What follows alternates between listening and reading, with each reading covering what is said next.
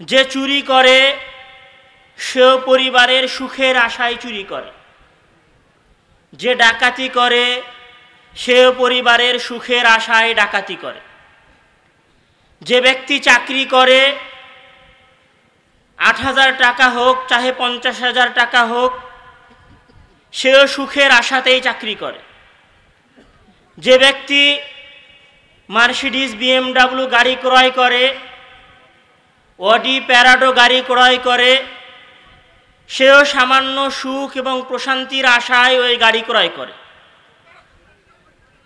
যে ছেলে iPhone 14 Pro Max use করে সেও আত্মিক প্রশান্তির জায়গা থেকে, নিজের খুশির জায়গা থেকে, নিজের সুখের জায়গা থেকে ওই ফোন ইউজ করে।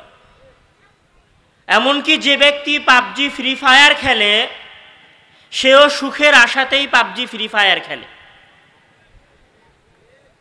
আর যে ব্যক্তি মসজিদে যায় সালাত আদায় করে সেও সুখের আশাতেই সালাত আদায় করতে যায়। এই পৃথিবীতে মানুষ যা কিছু করে, মানুষ যা কিছু ঘটায়, মানুষ যে চেষ্টা বা যে শ্রম নিজে করে অন্যকে করায়, সব কিছুই একটা জিনিসকে আবর্তন করে ঘুরতে থাকে, একটা জিনিসকে কেন্দ্র করে ঘুরতে থাকে। সেই কেন্দ্রবিন্দু হচ্ছে সুখ, প্রশান্তি। কিন্তু সবার সুখটাই কি সুখ? সবার প্রশান্তিটাই কি প্রকৃত প্রশান্তি? একজন ব্যক্তি কি সারা জীবন শুধু সুখেই থাকে, আর একজন ব্যক্তি কি সারা জীবন শুধু কষ্টেই থাকে? একজন মানুষ যেমন সারা জীবন সুখে থাকে না, একজন মানুষ তেমন সারা জীবন কষ্টেও থাকে না। ঠিক তেমনি ভাবে মানুষ যা কিছু করে তার সব কিছুতেই সুখ পায় না। সুখ শুধু সেখানে পাওয়া যেতে পারে, সুখ শুধু সেখানে পাওয়া যেতে পারে, প্রশান্তি শুধু সেখানে পাওয়া যেতে পারে যিনি প্রশান্তিকে সৃষ্টি করেছেন, তিনি যেখানে প্রশান্তিকে রেখেছেন শুধুমাত্র সেখানে প্রশান্তিকে পাওয়া যেতে পারে। যিনি প্রশান্তির সৃষ্টিকর্তা, যিনি প্রশান্তির মালিক, উনি যেই জায়গায়, যেই কর্মের সাথে, যেই আমলের সাথে প্রশান্তিকে রেখেছেন, শুধুমাত্র সেই জায়গায়, সেই আমলের মাধ্যমে, সেই কাজের মাধ্যমে প্রশান্তি পাওয়া যেতে পারে। আপনি হয়তো মনে করতে পারেন যে ব্যক্তি কোটি টাকার বিজনেস আছে, হাজার কোটি ডলারের ব্যবসা আছে, হাজার কোটি টাকার মালিক, সেই ব্যক্তি সুখী। আপনি গিয়ে খোঁজ নেন, হয়তো ওই লোকের যেটা বাসার ছেলে, সেই ছেলেটা তার কথা শোনে না। সেই ছেলেটাকে সে যদি বাসায় মাগরিবের আগে আসতে বলে, সেই ছেলেটা তার বাসায় আসে না। আর না হলে ওই লোককে আল্লাহ তাআলা এমন ব্যাধি দিয়ে রেখেছেন, এমন রোগ দিয়ে রেখেছেন, এমন চিন্তা দিয়ে রেখেছেন, যেই চিন্তা দিয়ে আল্লাহ তাআলা তার ওই সুখ, তার ওই প্রশান্তিকে ছিনিয়ে নিয়েছেন। ঠিক তেমনি ভাবে আপনি ৮,০০০ টাকা বেতন পান, মানে আপনি অনেক কষ্টে আছেন, অনেক দুঃখে আছেন, বিষয়টা এরকম নয়। আপনার স্ত্রীর আপনার সামনে ভাত উঠিয়ে দেওয়া, আপনার অফিস থেকে ফিরে আসার পরে, আর আপনার কর্মচারীর আপনার সামনে ভাত উঠিয়ে দেওয়া, দুইটা কি সমান? শুধু সোনার চামচে সুখ নাই, স্ত্রীর হাত দিয়ে উঠিয়ে দেওয়া ওই গ্রাসেও সুখ আছে। আপনার যেই সন্তান আপনার বৃদ্ধ বয়সে আপনাকে হাতে ধরে মসজিদে নিয়ে যায়, সেটা কি সুখ নয়? নাকি আপনি বিশ্ববিদ্যালয়ের টিচার, দীর্ঘ সময় বিশ্ববিদ্যালয়ে শিক্ষকতা করেছেন, আপনার ছেলে মেয়েকে আপনি অক্সফোর্ড ক্যামব্রিজে পড়িয়েছেন, আপনার ছেলে পেলে কোটি টাকা ইনকাম করেছে, কিন্তু আপনাকে বৃদ্ধাশ্রমে রেখেছে, এটা কি সুখ?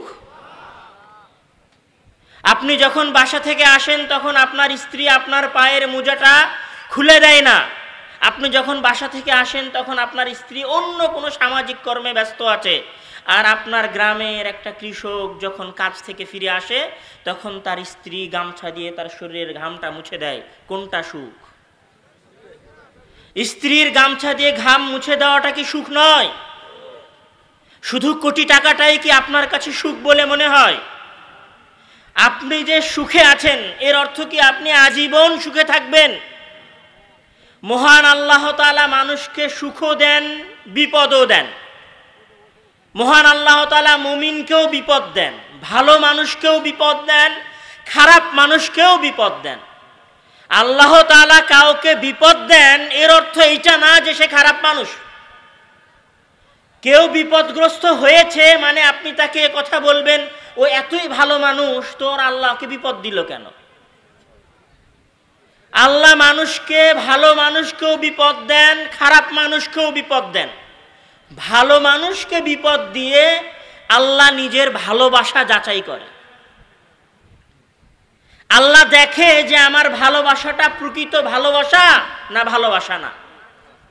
কৃষক কাঁঠালে ঠোকা দিয়ে দেখে যে কাঁঠালটা পাকা না পাকা না। কামার লোহাতে বাড়ি দিয়ে দিয়ে লোহার মরিচিকাগুলো হটিয়ে লোহার আসল জিনিসটাকে বের করে সেখান থেকে ছুরি তৈরি করে। লোহাকে পিটিয়ে কামার ছুরি তৈরি করে। তো মহান আল্লাহ তাআলা কষ্ট দেন, বিপদ দেন মুমিন বান্দাকে নিজের ভালোবাসা যাচাই করার জন্য।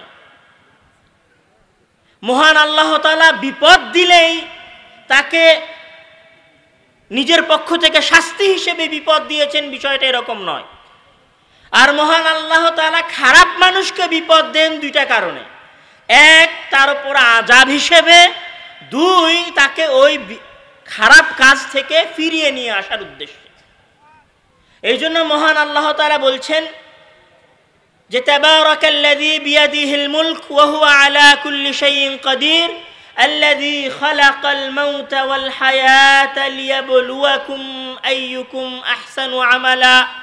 নিশ্চয় তিনি তোমাদের জন্য জীবন, সুখ, মৃত্যু, কষ্ট সৃষ্টি করেছেন। লিনাবলুয়াকুম, যেন তিনি যাচাই করতে পারেন, আইয়ুকুম আহসানু আমালা, যে তোমাদের মধ্যে সর্বোত্তম আমলকারী, সর্বোত্তম ইবাদতকারী, তোমাদের মধ্যে আমাকে কে সবচেয়ে বেশি ভালোবাসে সেটা যাচাই করার জন্য। আপনার উপরে যদি আজকের উপর থেকে বিপদ নাজিল হয় আর আপনি যদি 5 ওয়াক্ত সালাত আদায় মসজিদে এসে করে থাকেন, আপনার মনে যদি এই বিশ্বাস থাকে যে আপনি আল্লাহকে ভালোবাসেন, আল্লাহর সন্তুষ্টির আশায় 5 ওয়াক্ত সালাত আদায় করেন, সিয়াম পালন করেন, আপনি নিজেকে বিশ্বাস করেন যে আপনি আল্লাহর ইবাদত করেন, এরপরেও যদি আল্লাহ আপনাকে বিপদ দেয় তাহলে আপনি জেনে নিয়েন যে আল্লাহ তাআলা আপনাকে কি করছে? পরীক্ষা করছে। মানে আল্লাহর কাছে আপনার একটা কি আছে? বিশেষ জায়গা আছে। বুঝেননি মনে হয় আমার কথা। আজকের পরে যদি আপনি মুমিন হন, নিজে যদি পরিপক্ক মুমিন হয়ে থাকেন বা মুমিনের কাছাকাছি হয়ে থাকেন, তাহলে জেনে রাখবেন আল্লাহ তাআলা আপনাকে কেন বিপদ দিয়েছেন? পরীক্ষা করার জন্য যে আমার বান্দা আমাকে আসলেই ভালোবাসে না ভালোবাসে না। আর আপনি যদি খারাপ মানুষ হয়ে থাকেন তাহলে এইটা মনে করিয়েন না যে আল্লাহ তাআলা আপনাকে ঘৃণা করে দূরে সরানোর জন্য বিপদ দিয়েছেন। আল্লাহ তাআলা আপনাকে কেন বিপদ দিয়েছেন? মহান আল্লাহ তাআলা আপনাকে ভয় দেখিয়ে, যদি খারাপ মানুষ হয়ে থাকেন তাহলে ভয় দেখিয়ে কাছে নিয়ে আসার জন্য কি দিয়েছেন? বিপদ দিয়েছেন। এই জন্য মহান আল্লাহ তাআলা বলছেন ওয়ালানাবলুওয়ান্নাকুম বিশাইইম মিনাল খাউফি ওয়াল জু', নিশ্চয় আমি মানুষকে পরীক্ষা করি, নিশ্চয় আমি মানুষকে যাচাই বাছাই করি, বিশাইইম মিনাল খাউফি, কিছু ভয় দিয়ে, ওয়া নাকসিম মিনাল আমওয়াল, কিছু ক্ষতি দিয়ে, ওয়াল আনফুস, জানের ক্ষতি দিয়ে, ওয়াস সামারাত, ব্যবসা বাণিজ্যের ক্ষতি দিয়ে। ফাইদা আসাবাতহুম মুসিবাহ, আর যখন কোনো মুমিন ব্যক্তির উপরে বিপদ আসে, যখন কোনো মুমিন ব্যক্তি বিপদে আপতিত হয়, তখন সে বলে ইন্না লিল্লাহ, আমি এবং আমার যা কিছু আছে সব কার? আল্লাহর। আমি আর আমার যা কিছু আছে সব কার? আল্লাহর। এই হাতটা কার? আল্লাহর। তো এই হাতটা যদি আল্লাহ ভেঙে ফেলে, তো কে কার হাত ভেঙে ফেলেছে? আল্লাহ আল্লাহর হাত ভেঙে ফেলেছে। বুঝতে পারেননি মনে হয় কথা। ইন্না লিল্লাহি, আমরা কার জন্য? আল্লাহর জন্য। আমাকে সৃষ্টি করেছে কে? আল্লাহ। তো আল্লাহ যদি আমাকে বিপদ দিয়ে থাকেন, তাহলে উনি উনার নিজের সৃষ্টির উপরে বিপদ দিয়েছেন। এ কথা কে বলে? এ কথা আল্লাহ বলছেন যে মুমিন ব্যক্তি এই ধরনের কথা বলে, যে ইন্না লিল্লাহি, নিশ্চয় আমরা আল্লাহর জন্য, ওয়া ইন্না ইলাইহি রাজিউন, আর আমরা তার কাছেই ফিরে যাব। আমি উনার বান্দা, উনি যদি এখন আমাকে ক্যান্সারের কষ্ট দিয়ে ফিরিয়ে নিতে চায়, তো আমার কিছু করার আছে? উনি যদি আমাকে বিছানায় ফেলে, বিছানায় কষ্ট দিয়ে আমার পাপ মোচন করে, আমার গুনাহ মোচন করে, আমাকে পরিপূর্ণ মুমিন বানিয়ে এই দুনিয়া থেকে উঠিয়ে জান্নাতে দিতে চায়, আমার কিছু করার আছে? উনি যদি আপনার অ্যাক্সিডেন্ট করে আপনার পাটা ভেঙে ফেলে, তা আপনার ওই জায়গায় কিছু করার আছে? যিনি পা দিয়েছেন উনি পা ভেঙে ফেলেছেন, যিনি হাত দিয়েছেন উনি হাত ভেঙে ফেলেছেন, যিনি আপনাকে শস্য উৎপাদন করার ক্ষমতা দিয়েছেন উনি আপনার শস্য পানিতে ডুবিয়ে দিয়েছেন, যিনি আপনার ক্ষেতে ধান উৎপাদন করেছেন উনি বন্যা দিয়ে ধান ডুবিয়ে দিয়েছেন, যিনি আপনার ক্ষেতে ধান দিয়েছেন উনি আসমান থেকে বরফ দিয়ে আপনার ধান ধ্বংস করে দিয়েছেন। আপনি আর আপনার মাল সব কার জন্য? আল্লাহর জন্য। তো উনি যদি কোনো বিপদ দেয়, তাহলে আপনি কি বলবেন? ইন্না লিল্লাহি ওয়া ইন্না ইলাইহি রাজিউন। এর বিনিময়ে কি হবে বলেন তো? সুখ হবে। এর বিনিময়ে কি হবে বলেন তো? সুখ হবে। আপনার কাছে একটা টাকা আছে, 100 টাকা। ওই টাকাটা আপনি আমার কাছ থেকে নিয়েছিলেন, ওই টাকাটা যখন আমি আবার আপনার কাছ থেকে ফিরিয়ে নিব, আপনার কষ্ট হবে? আমার টাকা আপনি আমাকে ফিরিয়ে দিয়েছেন, আপনার কষ্ট আছে?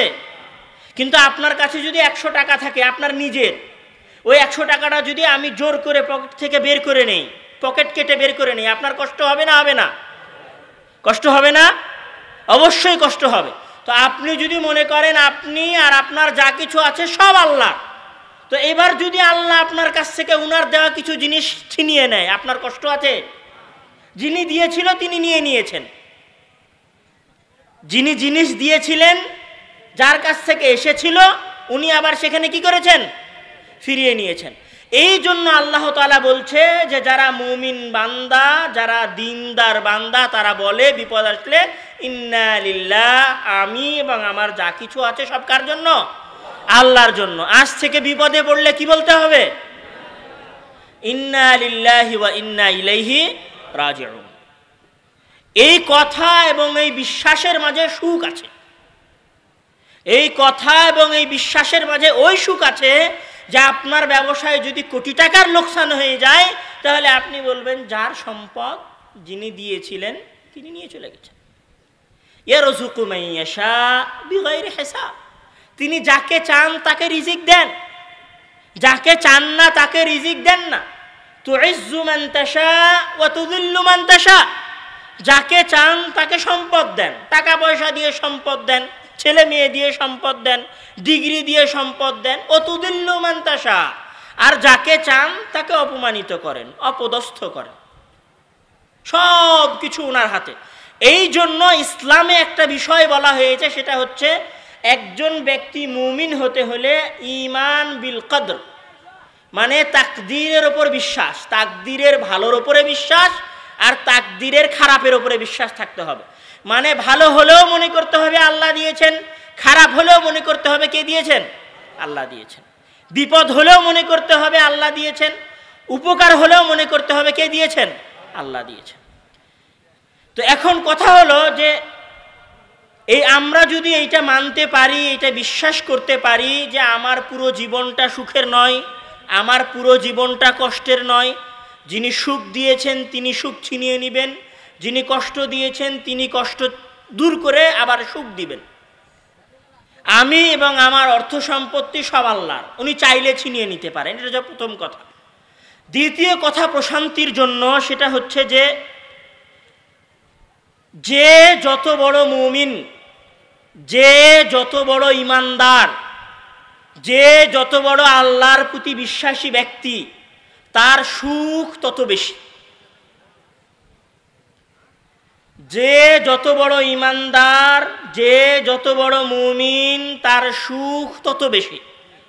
মহান আল্লাহ তাআলা বলছেন যে ওয়ামান আ'রাদা আন যিকরি ফাইন্না লাহু মাঈশাতান দানকা, ওয়ামান আ'রাদা আন যিকরি, আর যে ব্যক্তি আমার থেকে মুখ ফিরিয়ে নিল, যে ব্যক্তি আমার জন্য সালাত আদায় করলো না, ইমানের সাথে টিকে থাকলো না, আ'রাদা আন যিকরি, আমার থেকে মুখ ফিরিয়ে নিল, ফাইন্না লাহু মাঈশাতান দানকা, আমি তার জীবনকে তার জন্য সংকীর্ণ করে দিলাম, কষ্টময় করে দিলাম, অশান্তিতে পূর্ণ করে দিলাম। মহান আল্লাহ তাআলা আরো বলছেন যে মান আমিলা সালিহান মিন যাকারিন আও উনসা ওয়া হুয়া মুমিনুন ফালানুহইয়ান্নাহু হায়াতান তাইয়্যিবা ওয়া লানুজজিয়ান্নাহুম আজরাহুম বিআহসানি মা কানু ইয়ামালুন। মান আমিলা সালিহান, যে ব্যক্তি সৎ কাজ করে, পুরুষ হোক চাহে মহিলা হোক, মান আমিলা সালিহান, যে ব্যক্তি সৎ কাজ করে, পুরুষ হোক চাহে মহিলা হোক, ওয়া হুয়া মুমিনুন, এমত অবস্থায় যে সে মুমিন, সে ইমানদার, ফালানুহইয়ান্নাহু হায়াতান তাইয়্যিবা, আমরা তাকে একটা পবিত্র জীবন দান করব। ওয়া লানুজজিয়ান্নাহুম বিআহসানি মা কানু ইয়ামালুন, আর আমরা তাদেরকে প্রতিদান দিব সে যা করেছে তার চেয়ে ভালো কিছু দিয়ে। কে বলছেন? আল্লাহ তাআলা বলছেন। কি শর্ত দিচ্ছে? যে আপনি যদি সৎ আমল করেন আর যদি কি হন? মুমিন হন। যদি সৎ আমল করেন আর মুমিন হন, তাহলে আল্লাহ তাআলা আপনাকে হায়াতে তাইয়্যিবা, পবিত্র জীবন দিবে। কি জীবন দিবে? পবিত্র জীবন দিবে, এবং যা করেছেন তার চেয়ে ভালো প্রতিদান দিবে। আল্লাহ তাআলা আরো বলছেন যে হুয়াল্লাযী আনজালাস সাকিনাতা ফী কুলুবিল মুমিনিন লিয়াজদাদু ঈমানান মা ঈমানিহিম, হুয়াল্লাযী আনজালাস সাকিনাতা ফী কুলুবিল মুমিনিন, তিনি হচ্ছেন সেই সত্তা, আল্লাযী আনজালাস সাকিনা, যিনি প্রশান্তি, সুখ ঢেলে দিয়েছেন, ফি কুলুবিল মুমিনিন, মুমিনদের অন্তরে। কাদের অন্তরে?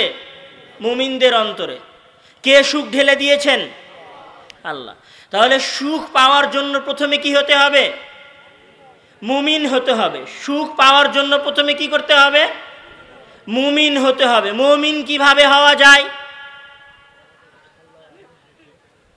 আল্লাহর উপর বিশ্বাস স্থাপন করে মুমিন হওয়া যায়, সালাত আদায় করে মুমিন হওয়া যায়, সিয়াম পালন করে মুমিন হওয়া যায়, যাকাত দিয়ে মুমিন হওয়া যায়, সিয়াম পালন করে মুমিন হওয়া যায়। এখন